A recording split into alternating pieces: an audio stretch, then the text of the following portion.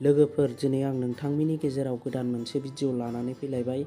बे भिडिअआनो जाहैबाय जोङो फेसबुक फ्रेन्डखौ माबोरै फल'वार खालामनानै लानो हायो। दा जाय नोंथांमोना गाव गावनि फेसबुक फ्रेन्डखौ फल'वाराव सोलायनो सानदों, नोंथांमोना बे भिडिअखौ फार्स्टनिफ्राय लानानै लास्ट जोबजासिम नायलांबानो जाबाय। दा नैबे एकाउन्टखौ नैबे एकाउन्टनि फ्रेन्डखौ आङो फेसबुक फल'वाराव सोलायनानै लागोन लोगोफोर। दा नोंथांमोना नायनो हागोन, नैबे जाहैबाय मोनसे फेसबुक एकाउन्ट। दा आङो नोंथांमोना दा बेयाव नुनो मोनदों। दा बेयाव दङ टटेल फ्रेन्डआ जाहैबाय 459 फ्रेन्ड्स दङ नै लोगोफोर। नोंथांमोना दा नैबे आं थिराइकन होनायाव नुनो मोनदों। दा आं नैबे फ्रेन्डखौ आङो फल'वाराव कनभार्ट खालामगोन लोगोफोर। दा गोबां मानसियानो मिथिखायो आरो गोबां मानसियानो मिथिया। दा जायफोर बिथांमोना मिथिया, नोंथांमोना बे भिडिअखौ फार्स्टनिफ्राय लास्ट जोबजासिम नायलांदो, अब्लानो नोंथांमोना गोरलैयैनो मिथिनो मोनगोन लोगोफोर। दा आङो बेखौ सोलायनो थाखाय नैबे डट मोनथामाव फैनोसै। बिनि उनाव जोङो नैबे बायदि अपसन नुनो मोनगोन। दा जोङो बेखौ गाहायाव लाबोनानै नैबे अपसनाव थांनांगोन जोङो सिटिं इज प्राइभेसि अपसनाव थांनानै जोङो आरो गोदान मोनसे सेटिं मोनबावगोन। दा आं नैबे सिटिं इज प्राइभेसि अपसनाव खनसे थुनानै होनोसै। बिनि उनाव आरो जोंना दा गोदान मोनसे सेटिं मोनबावबाय। दा नैबे गोदान सेटिंआव खनसे थुनानै होयोब्ला नैबेबायदि अपसन नुनो मोनजोबगोन, सेटिं इज प्राइभेसि मोनसे अपसन। बिनि उनाव जोङो गाहायाव लाबोनानै नैबे अपसनाव थांनांगोन जोङो फल' एन्ड पाब्लिक कन्टेन्ट होननाय मोनसे अपसन दङ लोगोफोर। दा नोंथांमोना बेयाव नुनो मोनदों फल' एन्ड पाब्लिक कन्टेन्ट। दा नोंथांमोना नैबेहाय क्लिक खालामनानै होनांगोन। बिनि उनाव नैबेबायदि अपसन नुनो मोनगोन। दा फार्स्टआवनो दङ हु केन फल' मी। दा बेयाव क्लिक खालामनानै नायोब्ला जों मोननै अपसन नुनो मोनगोन। मोनसेया जाहैबाय फ्रेन्ड्स, मोनसेया जाहैबाय पाब्लिक। जुदि नोंथांमोना फ्रेन्ड अपसनाव दङब्ला बेखौ पाब्लिकआव सेलेक्ट खालामनानै होनांगोन। दानिया आरो जोङो नैबे गाहायाव फैनानै नैबेखौबो नायनानै लानांगोन। बेनो जाहैबाय हु केन सी इउर फल'वार अन इउर टाइमलाइन। जुदि नोंथांनि अपसना नैबे अनलि मी आरो नैबे फ्रेन्डआव थादोंब्ला नोंथाङा बेखौबो नैबे पाब्लिक अपसनाव सेलेक्ट खालामनानै सेभआव होनानै लानांगोन। दा आं बेखौबो पाब्लिकआव होनानै सेभआव होनानै लाबाय। बिनि उनाव आरो नोंथांमोना नैबे गासिबो अपसनफोरखौ जोङो फल'वाराव होनानै लानांगोन। दा आंना गासिबो अपसनानो फ्रेन्डआवसो जानानै दंजोबो।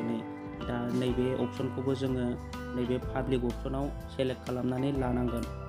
दा आंना बेयो फ्रेन्डआवसो दङ, बेखौ आङो नैबे गोजौनि पाब्लिक अपसनाव सेलेक्ट खालामनानै नैबे सेभआव होनानै लानोसै।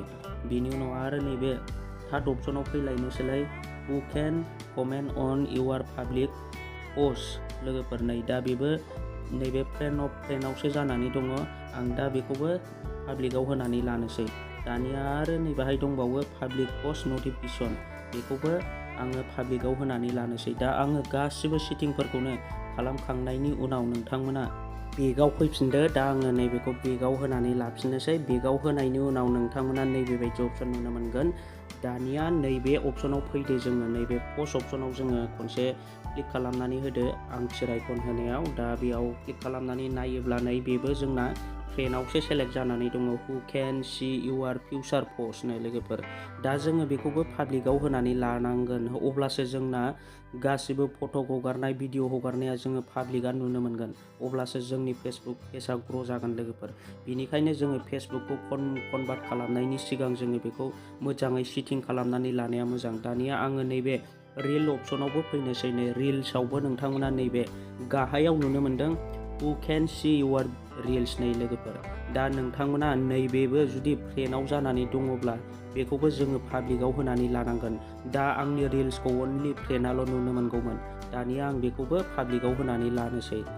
दा पाब्लिकआव नोंथांमोना जुदि नैबे फ्रेन्डआव सेलेक्ट जानानै दङब्ला बेखौबो पाब्लिकआव होनानै नैबे सेभ अपसनाव होनानै लादो। अब्लानो जोंना पाब्लिकआव थासिगोन लोगोफोर। अब्लानो जोंनि रिल्स भिडिअ हगारनायखौ पाब्लिकआ नुनो मोनसिगोन। दानिया जोङो गासिबो सेटिंखौ खालामखांनायनि उनाव नैबे गाव गावनि प्रफाइलाव फैफिनदो। दा आङो आंनि प्रफाइलाव फैफिननोसै। नैबे प्रफाइलाव खनसे थुनानै नायोब्ला दा नोंथांमोना नैबेहाय आंनि फ्रेन्डखौ दा बेयाव टटेल 459 फ्रेन्ड नुनो मोनदों लोगोफोर।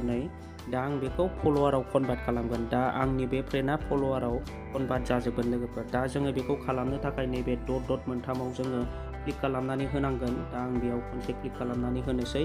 बिनि उनाव नोंथांमोना नैबेबायदि अपसन नुनो मोनगोन।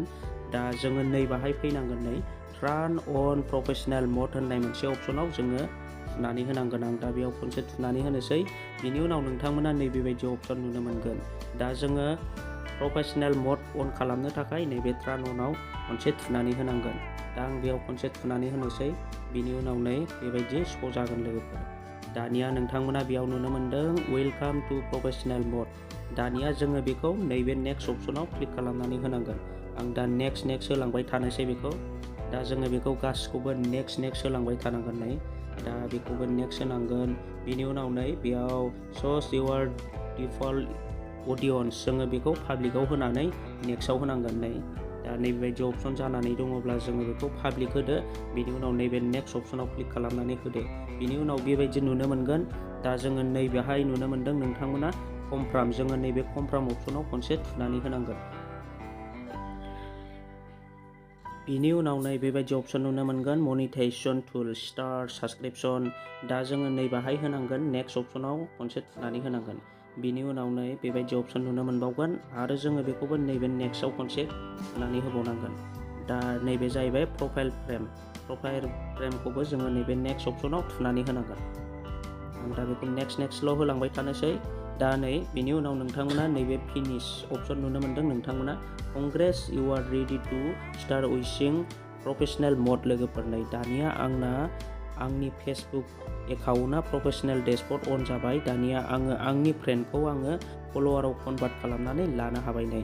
जेब्ला जोङो प्रफेशनेल डेशबर्ड अन खालामो लोगो लोगोनो जोंना फेसबुकनिफ्राय मोनसे चेलेन्ज सौफैयो लोगोफोर। नै दा जोङो बे चेलेन्जखौ कमप्लिट खालामलांबाय थाब्लानो जोंना फेसबुकआ लासैनो ग्र' जालाङो आरो लासैनो भिउआ दावखोलाङो, रिच मोनो जोङो फेसबुकनिफ्राय।